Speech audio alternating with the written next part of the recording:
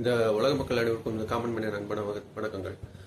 இன்னைக்கு என்ன பதிவு பார்க்க போறோம்னாக்கா, இன்னைக்கு ஒரு பாசிட்டிவான விஷயம் இந்த கரண்ட் கவர்மெண்ட் பத்தி ஒன்று பார்த்தாங்க நெட்ல. அது என்னன்னாக்கா, ஈசிஆர்ல ஒரு அம்மா இருக்காங்க. அவங்களுக்கு வந்துட்டு 62 சென்ட் வந்துட்டு நிலம் இருந்துருக்குதுங்க. அவங்களுக்கு 62 சென்ட் நிலத்தை வந்துட்டு என்ன ஆச்சுன்னாக்கா, கவர்மெண்ட் வந்துட்டு சுடுகாட்டுக்காக எடுத்துக்கிட்டாங்க. சுடுகாட்டுக்காக எடுத்துக்கிட்ட தொட்டு அவங்க பதிலுக்கு காசா கேட்டிருக்காங்க. கவர்மெண்ட் ஃபண்ட் இல்லை எங்ககிட்ட, காசை தர முடியாது, பதிலுக்கு லேண்டா தரோன்னு சொல்லியிருக்கிறாங்க அவங்களுக்கு.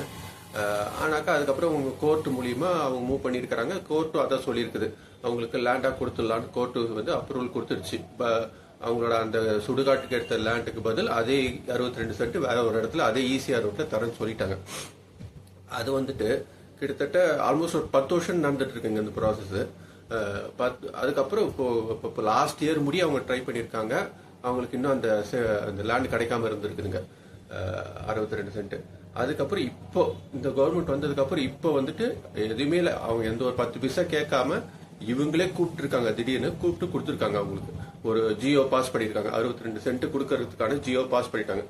செங்குட்டுவன் சார் தான் வந்துட்டு, அமைச்சர் செங்குட்டுவன் சார் தான் வந்து அது பாஸ் கையில் கொடுத்துருக்காரு. அவரு அவங்களுக்கு பேசக்கூட அந்த அளவுக்கு தெரியலங்க. அவங்க அந்த அம்மா பார்த்தா இதுவாக இருக்காங்க. அவங்களோட ஃபேமிலி ஃப்ரெண்டு தான் இதை வந்துட்டு கூட இனிஷியேட்டிவ் பண்ணியிருக்காங்க. அவங்க இத்தனைக்கும் அவங்க ஃபேமிலி ஃப்ரெண்டு தலைமைச் செயலகத்தில் ஒர்க் பண்றாங்க. 35 வருஷமா ஒர்க் பண்றாங்க.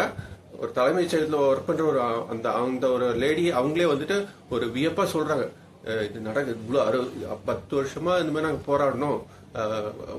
லாஸ்ட் இயர் கூட நாங்கள் வந்துட்டு இதை பத்தி மூவ் பண்ணோம். ஒரு சென்ட்டுக்கு இவ்வளவு கொடுக்கணுன்ற மாதிரி பேரம் பேசினாங்க. அது அப்படியே டிராப் ஆயிடுச்சு. ஏன்னா எங்க ஹஸ்பண்டுக்கு உடம்பு சரியில்லைங்களாம்.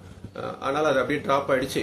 இப்ப இந்த கவர்மெண்டே எந்த ஒரு ரூபாய் ஒரு பைசா கேட்காம அவங்களே கூப்பிட்டு கொடுத்துட்டாங்கன்ற மாதிரி சொல்லியிருக்காங்க. இதை ரொம்ப பாராட்டி பேசியிருந்தாங்க எல்லாரும் அதை பத்தி. அதே போல பாத்தீங்கன்னாக்கா, இன்னைக்கு பத்திரப்பதிவெல்லாம் வந்து ஆன்லைன்ல பண்றதா சொல்லியிருந்தாங்க. அதாவது பத்திரப்பதிவு அதிகாரிகளே ப்ரொமோட் பண்றாங்க, இந்த மாதிரி நீங்க ஆன்லைன்ல பண்ணலாம். ஃபர்ஸ்ட் ஸ்டெப் அடுத்த மாசத்துல இருந்து புதுசா பிளாட் வாங்குறவங்களும் அபார்ட்மெண்ட் வாங்குறவங்களும் ஆன்லைன்ல பத்திரப்பதிவு பண்ணலாம். இது ஆன்லைன்ல பண்ற முறையில பண்ணாக்கா கிட்டத்தட்ட அவங்களுக்கு ஒரு 30,000 ரூபாய் கிட்ட சேவ் ஆகுன்ற மாதிரி அந்த பிளாட் கட்டுறவங்க அந்த சங்கத்துல இருந்து சொல்லியிருந்தாங்க. ஒருத்தர் வந்து ஒரு பிளாட்டோ ஒரு அபார்ட்மெண்ட்டோ வாங்குறாருனாக்கா அவருக்கு ஆல்மோஸ்ட் கிட்டத்தட்ட ஒரு 30,000 ரூபாய் சேவ் ஆகுதுங்களாம். இப்ப இவ்வளவு நாள் அந்த 30,000 ரூபாய் வேற வழியா போயிருந்திருக்கு அதிகாரிகள் கிட்ட. இப்ப அந்த பத்திரப்பதிவு அதிகாரிகளே அவங்களே வந்து இந்த மாதிரி இனிமேல் ஆன்லைன்ல தான் இனிமேல் எல்லாம். அது ஃபர்ஸ்ட் ஸ்டெப்பா வந்து வர மாசத்துல இருந்து பிளாட்டுங்க அபார்ட்மெண்ட்லாம் இனிமேல் ஆன்லைன்ல தான் பண்ணலாம்னு சொல்லியிருக்காங்க. அதே போல பாத்தீங்கன்னாக்கா, இன்னொன்னு ஒரு நல்ல விஷயம் வந்து இதுல பார்த்தோன்னாக்கா,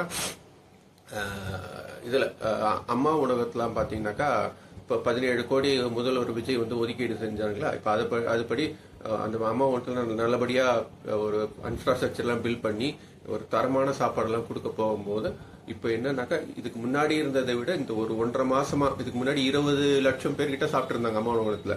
இப்ப வந்து 30 லட்சம் பேர் சாப்பிடுறாங்களாம் அம்மா உணவகத்துல. இதெல்லாம் ஒரு பாசிட்டிவான விஷயம் இந்த ஆட்சியில நடக்கிறது. இதெல்லாம் நம்ம ஆஸ் ஏ காமன் மேனா நான் அப்ரிஷியேட் பண்ணணும்னு ஆசைப்படுறேங்க. அதுக்காக தான் இந்த பதிவுலாம் போடுறேன் நான். அதே போல பாத்தீங்கன்னா, பொதுப்பணித்துறையில அந்த டொண்டர் கோட் பண்ற அந்த கான்ட்ராக்டர்லாம் பேசியிருந்தாங்க ஒரு ஆல்மோஸ்ட் ஒரு 10 டேஸ்க்கு முன்னாடி. அவங்க எல்லாம் என்ன சொல்றாங்கன்னா, ரொம்ப டிரான்ஸ்பரண்டா இருக்கு இந்த ஆட்சி, கமிஷன் கேட்கறது இல்ல, அது மாதிரிலாம் சொல்றாங்க. என்ன கோட்டோ அந்த மாதிரி டெண்டர் யாருக்கு என்ன லீஸ்டோ அதுக்கு பேர் தான் பண்ண போறதா சொல்றாங்க. இது எங்களுக்கு ரொம்ப பாசிட்டிவா தெரியுதுங்கன்னு சொல்லியிருக்காங்க. அவங்களோட கோரிக்கைகளும் இந்த ஆட்சியில இருக்கிறவங்க அக்செப்ட் பண்ணிக்கிட்டாங்க. என்ன கோரிக்கை அவங்க எதிர்பார்க்கறாங்களோ அதுக்கு ஏற்ற மாதிரி அக்செப்ட் பண்ணிக்கிட்டாங்க.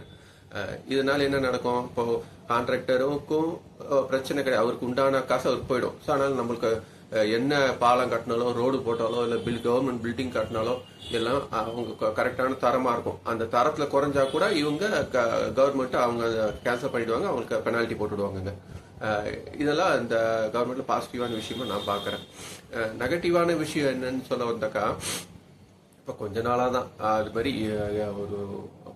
ஒரு போர்ட்ரேட் பண்ணப்படுது இப்படி நெகட்டிவா.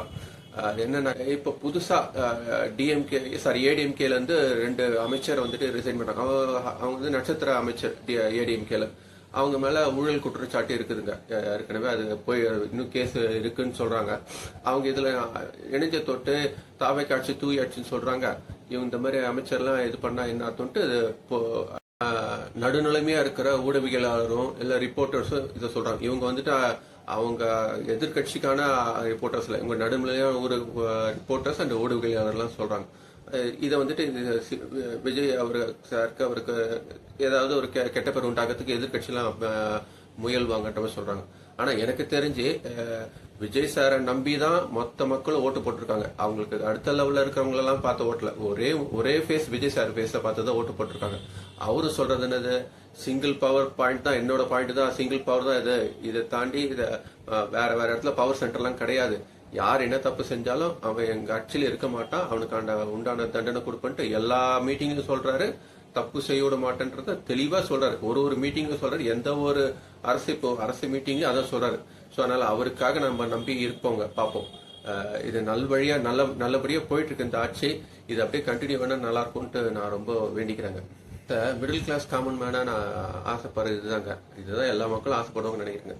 ஒரு தரமான கல்வி, பசங்களுக்கு தரமான கல்வி, ஒரு பிரைவேட் ஸ்கூலுக்கு ஈக்குவலான தரமான கல்வி கொடுக்கணுங்க அந்த கவர்மெண்ட். அதே போல தரமான மருத்துவ வசதி, அதாவது ஒரு பிரைவேட் ஹாஸ்பிட்டல் என்ன கிடைக்குதோ அது கவர்மெண்ட் ஹாஸ்பிட்டலையும் கிடைக்கணுங்க. அதே போல இன்ஃப்ராஸ்ட்ரக்சர், தரமான ரோடு, சாலைகள், அதே போல அந்த ரோட்டுக்கான மழைநீர் வடிகால்லாம் கரெக்டா போற மாதிரி. இப்ப சிட்டி நம்மள மாதிரி சென்னை மாதிரி சிட்டில எல்லாம் இன்னைக்கு இன்னும் அது பண்ண இது பண்ண மழை நீர், ஆனா என்னதான் பெஞ்சாலும் தண்ணி நிக்குது. அதை கரெக்டா அதுக்கான டெண்டர் கொடுத்து கரெக்டா அது மழைநீர் வடிகால் திட்டத்தெல்லாம் கரெக்டா எந்த ஒரு லாக் இல்லாம பூர்த்தி பண்ணாலே போதுங்க. இது 3 தான் மக்கள் எதிர்பார்க்கறாங்க. ஏன் அந்த கல்வியும் மருத்துவத்தையும் நான் ரொம்ப இன்ட்ரெஸ்ட் பண்ணி சொல்றேன்னாக்கா, இந்த கல்வியாலையும் மருத்துவத்தாலையும் தாங்க அந்த மிடில் கிளாஸோ லோயர் மிடில் கிளாஸோ இல்ல கீழ்த்தட்டு மக்களோ அதுக்கான செலவு பண்ண முடியாம பாதிச்சு போறாங்க. பசங்களுக்கு படிக்க வைக்கிறதுக்கு நகையை வச்சு அதை வச்சு இப்படிதான் ஒரு குடும்பங்களும் போதுங்க. அதே போல பாத்தீங்கன்னாக்கா திடீர்னு ஏதாவது மருத்துவ செலவு வந்துருச்சுனாக்கா கவர்மெண்ட் ஹாஸ்பிட்டல் ஃபெசிலிட்டி இல்ல, நீங்க தனியாருக்கு தான் சேர்க்கணுன்ற மாதிரி அப்படி ஒரு சூழ்நிலை வரும்போது அப்ப வீட்டை வித்து, காட்டை வித்து, இல்ல ஏதாவது நகையை வித்து, இப்படிதான் நம்ம மிடில் கிளாஸோ லோயர் மிடில் கிளாஸோ இல்ல அடுத்தடு மக்களுக்கு எல்லாம் போறாங்க. இந்த ரெண்டுத்தினாலதான் இவங்களோட பொருளாதாரமே சடனா சரிஞ்சிடுது. அதனால இந்த 2 விஷயத்த மட்டும் கவர்மெண்ட் கான்சென்ட்ரேட் பண்ணி பண்ணாக்கா மக்களுக்கு ரொம்ப ஹெல்ப்ஃபுல்லா இருக்குங்க. மற்றபடி எல்லா மக்களும் அவங்கவுங்க சம்பாரிச்சுப்பாங்க.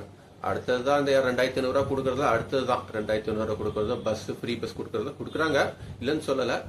ஆனா இந்த பேசிக் வசதியை மக்களுக்கு பண்ணி கொடுத்துட்டு ஊழலற்ற ஆட்சி நடத்தினாலே இதுதான் மக்கள் எதிர்பார்த்துதான் இந்த ஆட்சிக்கு இவங்களுக்கு ஓட்டு போட்டிருக்காங்க, டிவிக்கு ஓட்டு போட்டிருக்காங்க. ஏன்னா இது மாதிரி அது பண்றேன் இது பண்றேன்னு பண்ணவங்களுக்கு எல்லாம் ஏன் ஓட்டு போடல? மக்கள் ஊழலற்ற ஆட்சி வேணும்னு எதிர்பார்க்கறாங்க, அதுக்காக தான் ஓட்டு போட்டிருக்காங்க. இது 3த்தையும் தரமா கொடுத்துட்டாலே ஓரளவு போதுங்க தமிழ்நாட்டு மக்களுக்கு. இதுதான் இந்த காமன் மேனோட பதிவு. நன்றி, வணக்கம். இந்த பதிவு பிடிச்சிருந்தாக்கா லைக் பண்ணுங்க, ஷேர் பண்ணுங்க. பிடிக்கலன்னா ஷேர் பண்ணுங்க. அதே போல இந்த பதிவை வந்து யூடியூப்லயும் போடுறேன், அதுலயும் கொஞ்சம் சப்ஸ்கிரைப் பண்ணினாக்கா எனக்கு கொஞ்சம் ஆதரவா இருக்கும். நன்றி, வணக்கம்.